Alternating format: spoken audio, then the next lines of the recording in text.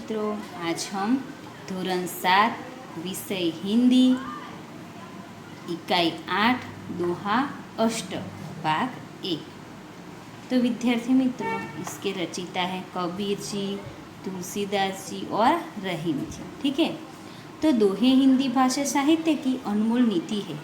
दोहे व्यवहारिक दृष्टांतों के माध्यम से सरल सहज रूप में जीवन, लोक व्यवहार, गुण, स्वभाव, नीति रीति आदि से परिचित कराते हैं। यहाँ कबीर, तुलसीदास और रहीम के 8 दोहे दिए गए हैं। इन तीनों भक्त कवियों के दोहे हमें सही जीवन जीने का उपदेश देते हैं। प्रस्तुत इकाई में कबीर, तुलसीदास और रहीम के चुने गए ऐसे ही दोहे संकलित हैं।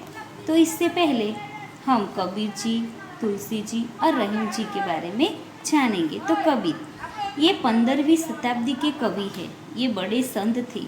उन्होंने हिंदू और मुसलमानों को उनकी गलतियों के लिए फटकारा है और दोनों को हिल मिलकर रहने का उपदेश दिया है, यानी मिलजुल कर रहने का उपदेश दिया है।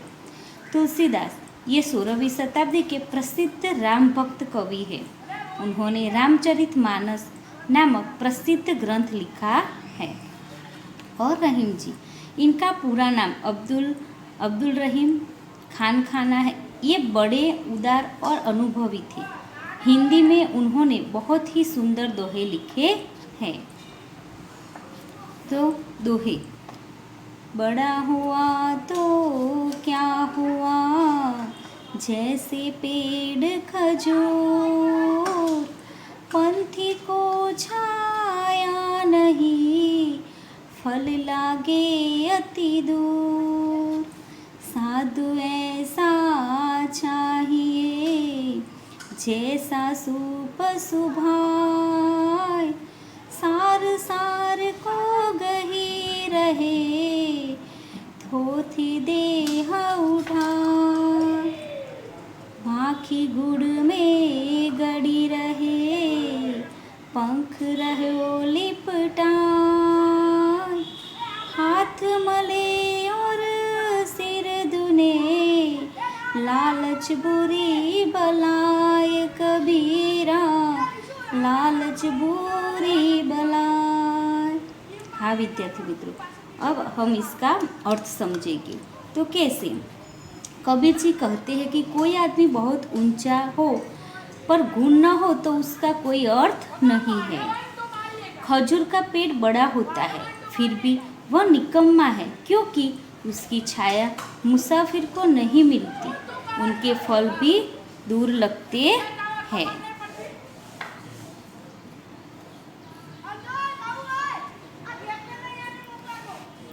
अब तुलसीदास जी का, अब देखो मित्रों, यहाँ पे हम देखेंगे पंथी। पंथी यानी मुसाफिर, यात्री, और सार यानी अनाज फटने के का छार, और थोबा यानी निकम्मा, कचरा, और बलाय यानी आफत। तुलसीदास जी, तुलसी इस संसार में भांति भांति के लोग, सबसे हिल मिल चालिए, नदी नाव संजो, तुलसी हाय करीब की, कभू न खाली जाए, मुई ढोर के चाम से, लोहे भस्म हो जाए, हे तुलसी लोहे भस्म हो जाए। तो क्या बोलते हैं तुलसीदास जी? क्या कहते हैं कि इस दुनिया में भांति भांति के लोग रहते हैं। नदी और नाव के सहयोग की तरह सबसे हिलमिल कर रहना चाहिए। तुलसीदास जी कहते हैं कि हमें गरीब की हाय नहीं लेनी चाहिए। गरीब की हाय कभी खाली नहीं जाती। मेरे मरे हुए पशु की चमड़ी लोहे को भी भस्म कर देती है। तो देखो, हिल मिलकर चलिए एक मुहावरा है, यानी सहयोग करना। तो विद्यार्थी में संजोग यानी सहयोग, मिलन। हाय यानी बद्दुआ, ढोर यानी जानवर, और भस्म यानी राख।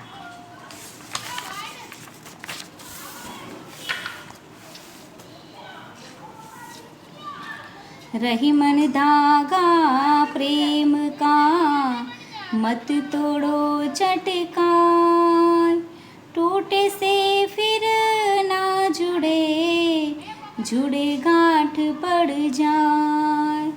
तरुवर फल नहीं खात है, सरवर पिहहि न पानी, कहे रहीम पर काजहित, संपत्ति संचहि सुजानी। रही मर देख बड़ेन को, लघु न कीजिए डारी, जहाँ काम आवे सुई, कहा करे तलवारी। रहीम जी कहा करे तलवारी। हाँ मित्रों, रहीम जी कहते हैं कि प्रेम रूपी धागे को झटने से मत तोड़िए, टूटने के बाद वह फिर नहीं जुड़ता और जोड़ने पर गांठ पड़ जाती है।